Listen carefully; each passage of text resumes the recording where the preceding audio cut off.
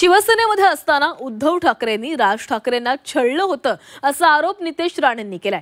To the point with Kamlesh Sutar या विशेष मुलाखतीमध्ये नितेश राणेंनी उद्धव ठाकरे आणि राज ठाकरे युतीवर आपलं मत मांडलेलं आहे। उद्धव ठाकरेंसोबत जाण्यानं राज ठाकरेंची विश्वासार्हता कमी होईल असं भाकीतही त्यांनी केलेलं आहे। राज ठाकरेंना सोबत घेणं यात उद्धव ठाकरेंचा स्वार्थ असून उद्धव ठाकरे कुणाचेच होऊ शकत नाहीत असा टोलाही त्यांनी लगावलाय।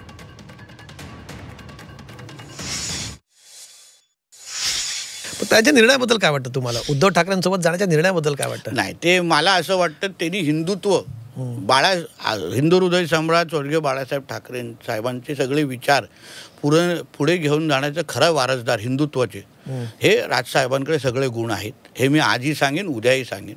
उद्धवजींच्या नादी लागून त्यांनी आपल्याबद्दलचे असलेले विश्वास, बघा लोकांनी त्यांना 0-2 दे पण त्यांची गर्दी होते ना त्यांना ऐकायला। माझं म्हणणं आहे लोकांना त्यांच्या शब्दावर विषयावर विश्वास आहे।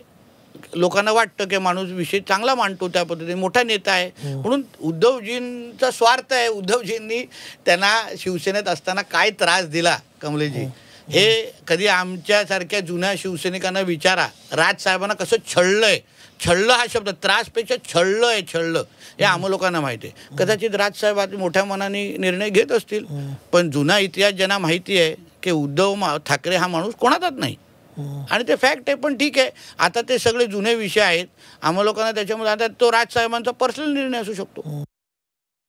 तुमची वक्तव्य बऱ्याचदा टू द पॉइंट बोलताना ती वादाकडे जास्ती झुकतात, असं का होतं? तो देशभक्त मुसलमानांच्या विरुद्ध कोणच बोलत नाही।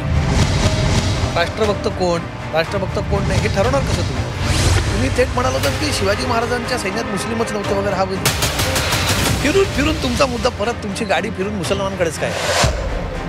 कमलेजी पाकिस्तानमध्ये जावा, तिथे हिंदूंवर काय अवस्था होती तुम्हाला माहिती आहे? त्या देशांचं काय झालं हे आपण बघतोय।